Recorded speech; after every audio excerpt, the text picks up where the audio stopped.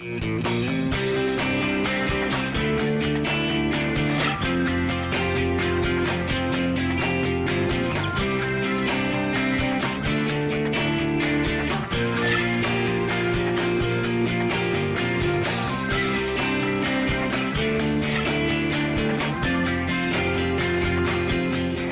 I'm Avery Davidson. And I'm Kristen Oakes-White. Thank you for joining us for This Week in Louisiana Agriculture, the only TV show bringing Louisiana farmers and consumers together every week. We have a lot to cover in this week's show. President Donald Trump visited Southwest Louisiana this past week to talk about energy and trade.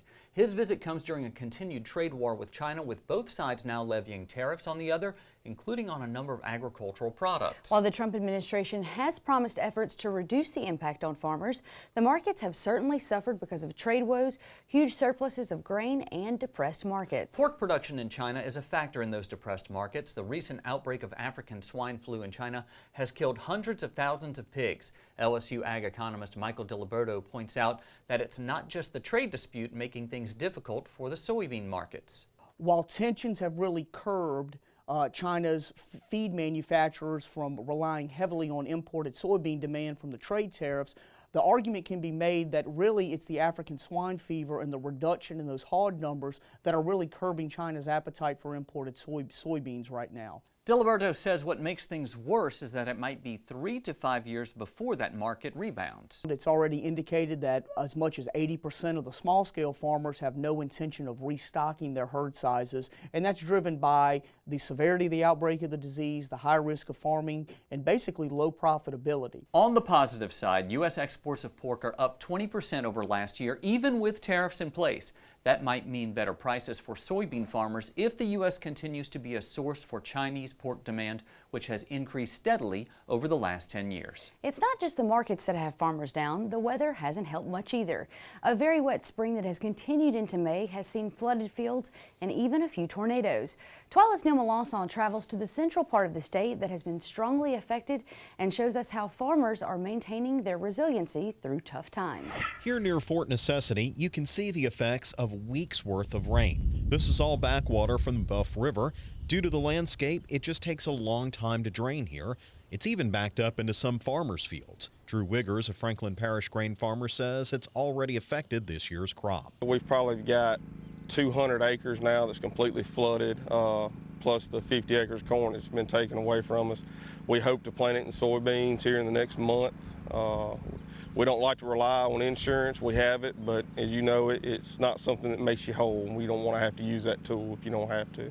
The water is really hard on not only the crops, but the soils. That's why the Wiggers family uses erosion control programs from the NRCS. Drew says while they can't stop the water, they can sometimes outsmart it. For our farm and our operation, it's been a great asset for us. We've been able to purchase a lot of equipment and step into more technology-based farming that we may not have had the opportunity to do if it wasn't for the CSP program.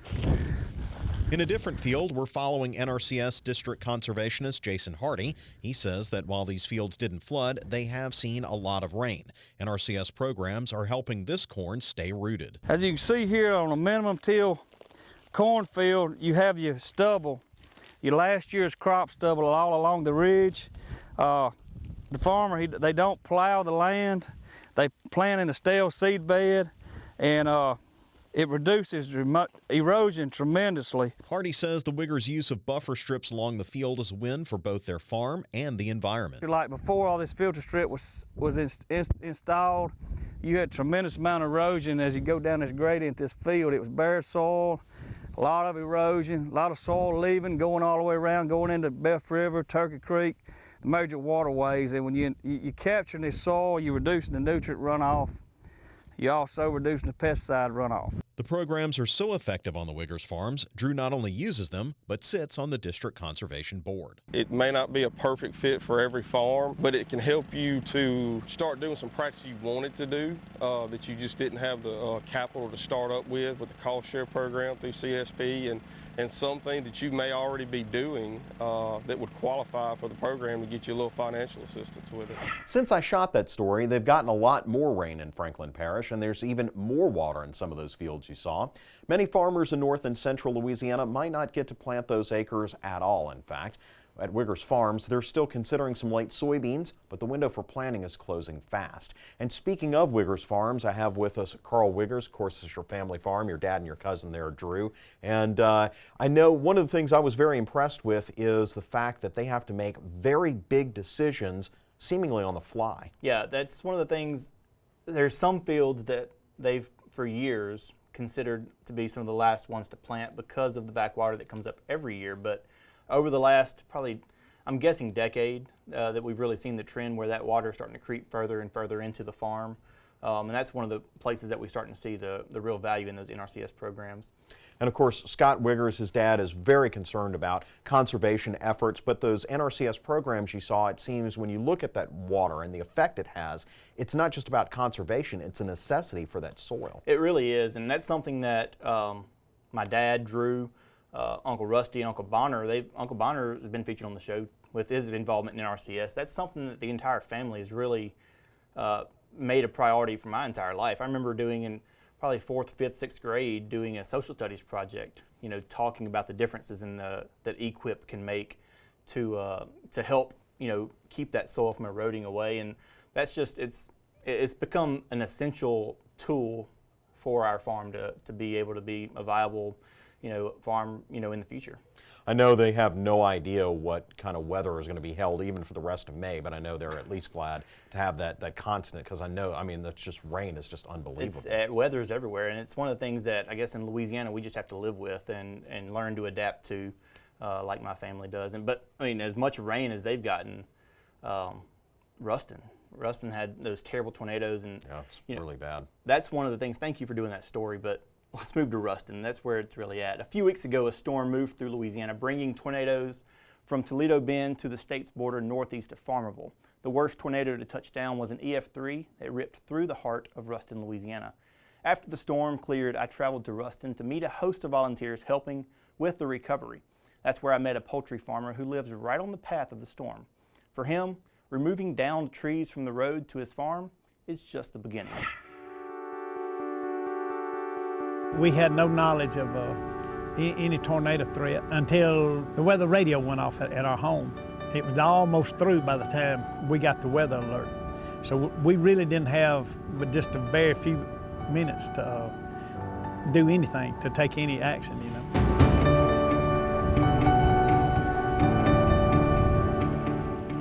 This is what's left of Bob Reiser's chicken houses just across the Union Parish line north of Ruston.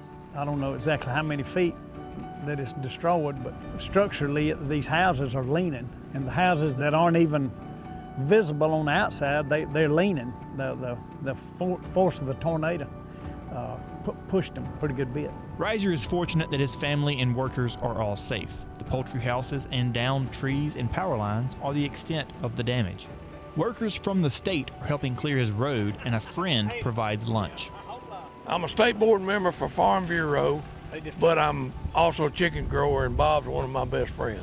We all pulled together. I couldn't do really anything to help him with the chicken houses, but we took some meals over there to help feed the people that were working on cleaning up the mess he had. Butch Oaks is a poultry farmer from nearby Ouachita Parish. He used the network of farmers and ranchers of Farm Bureau to bring meals to those workers. In just a couple of days, Oaks gathered the money and manpower to set up shop at Louisiana Tech to feed the students, workers, and volunteers around the campus and community as they begin to pick up the pieces after the storm. Louisiana Tech is a big part of the Ruston community, and you know, the campus has been hit hard, devastated, so has a lot of our friends' homes and businesses, and this is something we could do to help them, to feed them lunch today, if nothing else. Ruston has always taken care of its own. Ruston people have always have done that. Louisiana Tech has always come back and taken care of Louisiana Tech.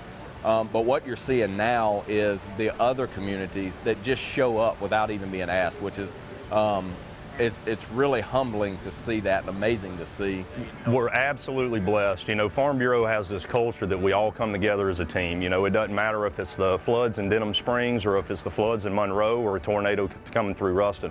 Louisiana Farm Bureau is always going to put boots on the ground and get us all here together. The neighboring parishes are all supportive of us, and we would do the same thing for them. So we're just extremely blessed that we have these people around us. That's what Farm Bureau is all about. Farm Bureau is a huge family, and this family reaches everywhere, and that's what this is about. It's not the bottom line, it's what we can do to help people. When you feel like disasters set down on top of you, it does pick your spirits up to know you have real good friends. It does. And I certainly appreciate it. Farm Bureau volunteers helped provide meals for a couple of days following the storms, and I know countless others offered much more than that.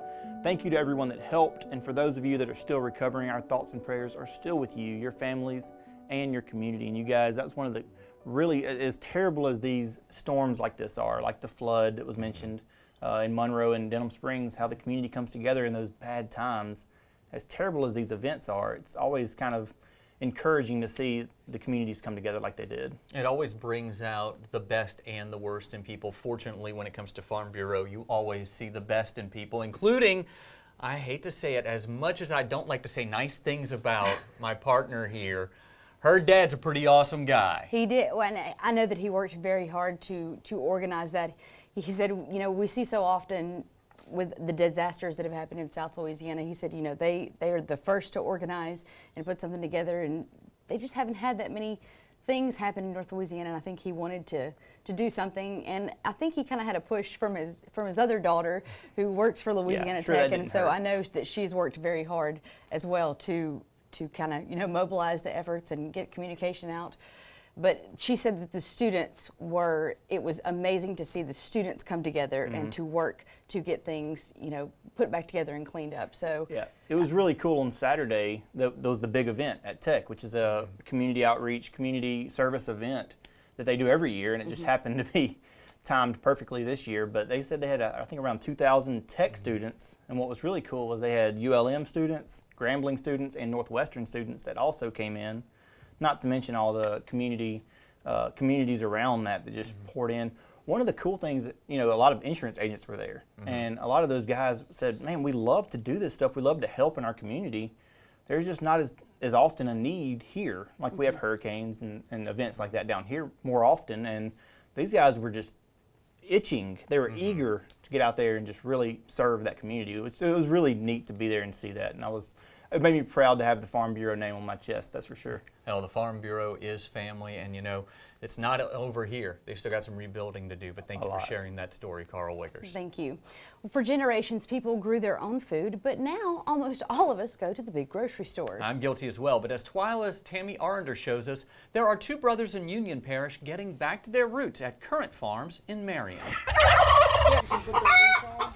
It's a cacophony of sounds on Current Farms in Marion, Louisiana. The turkeys, chickens, ducks, and geese all create a soundtrack for Conrad and Caden Cable. Don't pet me, Mrs. Osterlord. The brothers are involved in what's called permaculture, the development of agricultural ecosystems intended to be sustainable and self-sufficient. We want to demonstrate how if 10% of the population grows food for 10 people, then we solve the hunger crisis. Once the corn gets a little bit higher, we'll come through and we'll plant our runner beans. So they operate what they call a beyond organic farm on 11 acres, not only focusing on raising poultry with a full-fledged hatchery, but also a huge vegetable and edible flower garden. This is the biggest I've ever grown. Caden, who's affectionately known as Tuna, and Conrad started one of the first CSAs in Northeast Louisiana. That's community-supported agriculture, where consumers pay them at the beginning of the growing season and get a weekly box of their produce and fresh eggs. I hope that they walk away with a like a certain gratitude, like they're thankful that they're able to actually have good nutritious food. It's hard work, Tuna. They incorporate a no-till philosophy in their garden, using only what looks like a farmer's pogo stick to plant their seeds. They also rotate the animals around the land to give the soil and its nutrients a chance to restore itself. Nothing is wasted. Chicken manure and raked leaves create mulch/fertilizer, and even loose feathers are picked up and their mother creates beautiful artwork on them. There's a barn, pond, driveway. The brothers still work a day job with their father, making remotes for welders all over the country. But it's definitely the passion for providing hand-picked products, compliments of Mother Nature, that keeps them together. It's more than a hobby, and it's more than our millennial side hustle. It's really a lifestyle.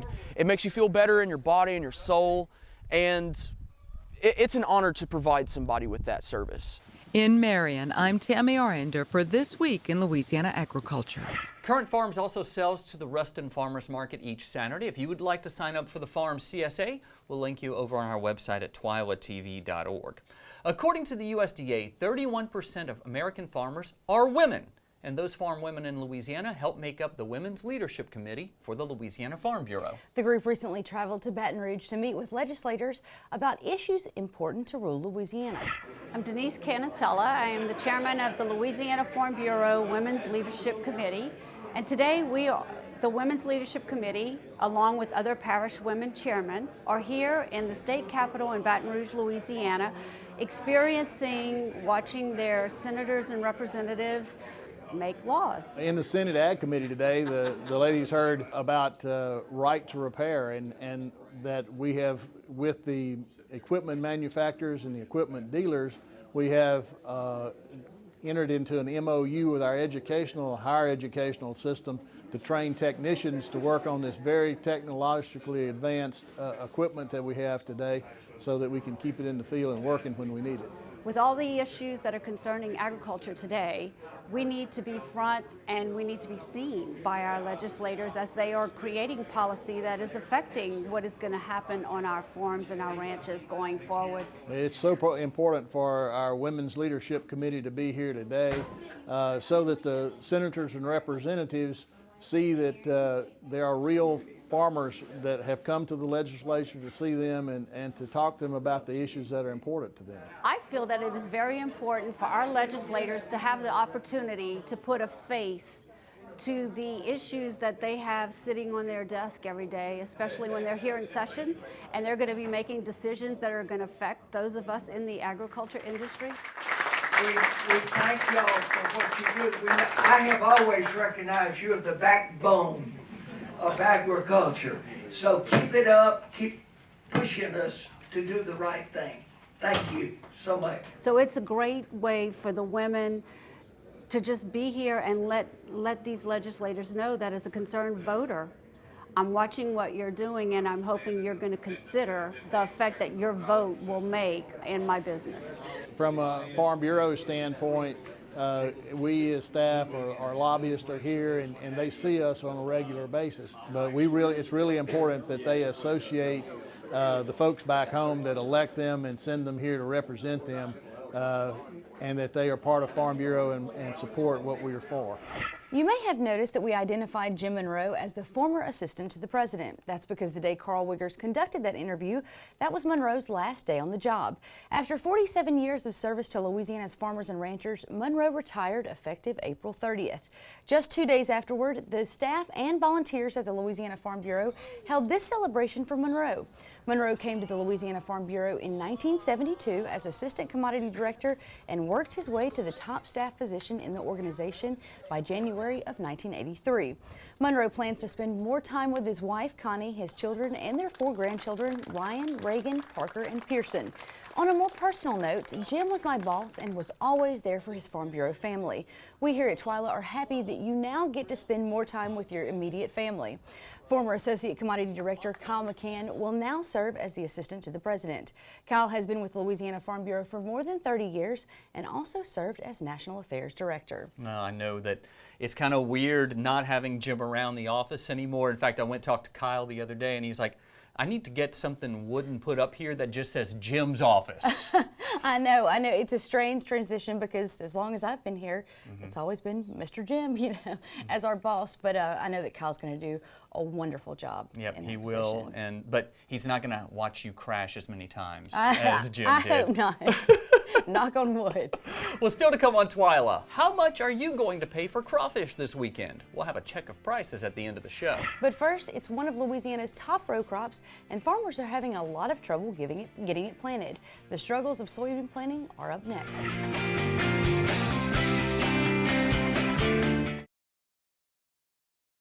I now hope they're fighting today. I hope they are. Put a Dorito on here.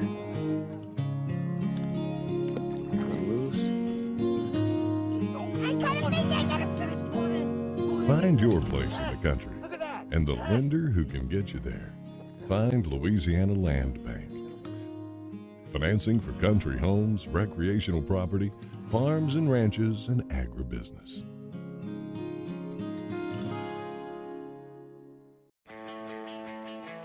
Farming is my way of life. I chose this career, but farming chose me. A lot of people ask you what you do, and I tell them I'm a farmer. I'm a cattleman. I am a fisherman.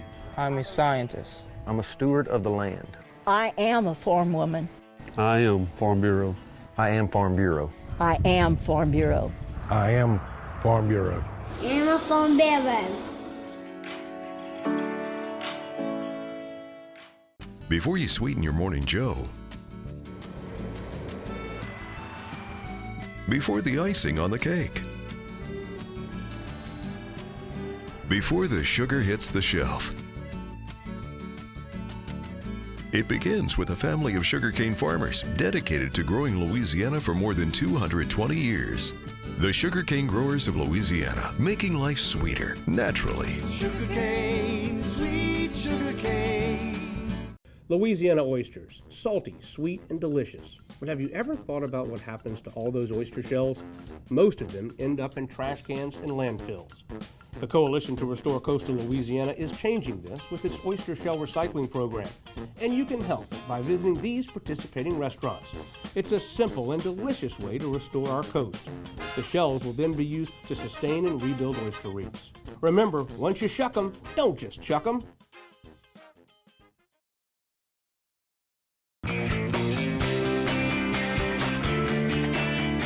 Right now, we're in the middle of a window you know very well, Kristen, when Louisiana farmers are planting soybeans. And week after week of rain is making for a tough planting season.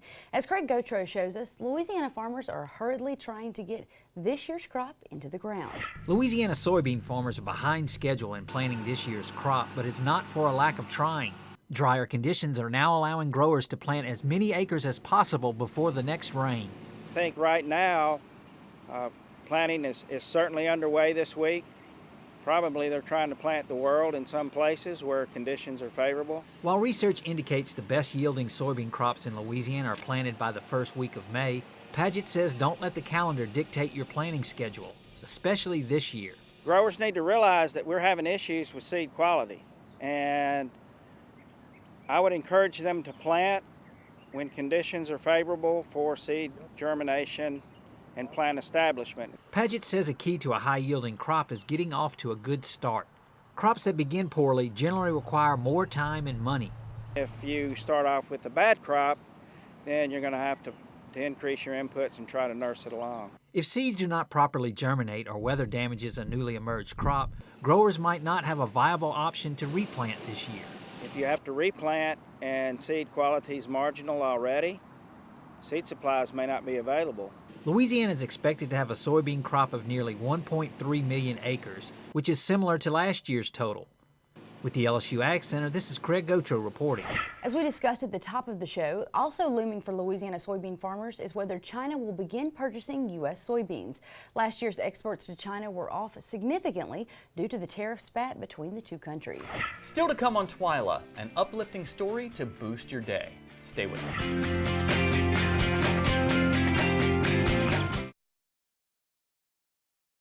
Landowners are minding the Louisiana forest for our grandchildren. A place for wildlife. recreation, lumber for homes. It's the right thing to do. Forestry, covering half our state, all of our hearts.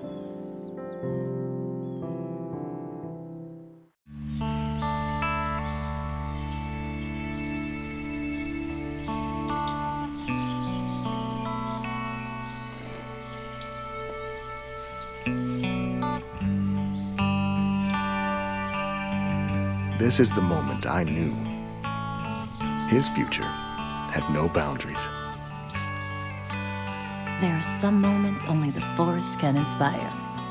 Find yours at discovertheforest.org.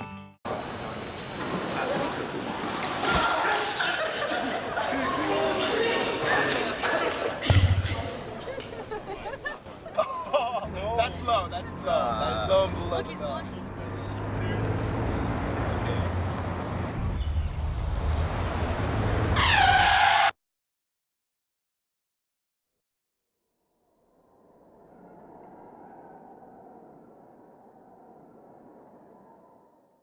I am a giant panda bear, loving bamboo. I almost went extinct, but I'm not because of you. I am a grouse when I almost was too. It wasn't for the help of the San Diego Zoo.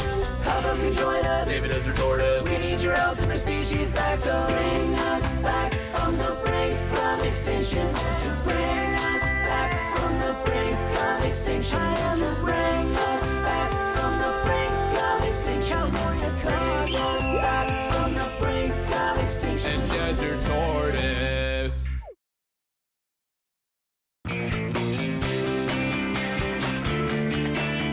Well, graduation parties are in full swing across the state. With prices low, crawfish is the perfect item to fill your graduation party menus this weekend. Even with the rainy weather that Louisiana has experienced, we can still see the low prices for crawfish throughout the state. If you're traveling to Lake Charles this weekend, you might want to make your way over to Heads or Tails, where you can find live crawfish for $2 a pound or boiled for $4.25 a pound. If you're in the Alexandria area and you're looking to get the most bang for your buck, stopping by Louisiana Gulf Coast Seafood might be the destination. They're selling live crawfish for $1.69 a pound and boiled for $3.95 per pound. Making our way to the northern part of the state, Captain Avery Seafood Market, yes, I'm the captain, it's over in Monroe, is offering live crawfish for $2 a pound or boiled crawfish for $4.50 a pound. And no, it's not really my place, so I don't get a discount. I'm very sorry and sad about that. Well, be sure to shop around to find the lowest crawfish prices in your area. As always, we want to thank our friends at the Louisiana Crawfish Promotion and Research Board, which reminds you to ask before you eat. Between natural disasters and a bleak commodity market, it's not hard to see why the farming community may be feeling a little down right now.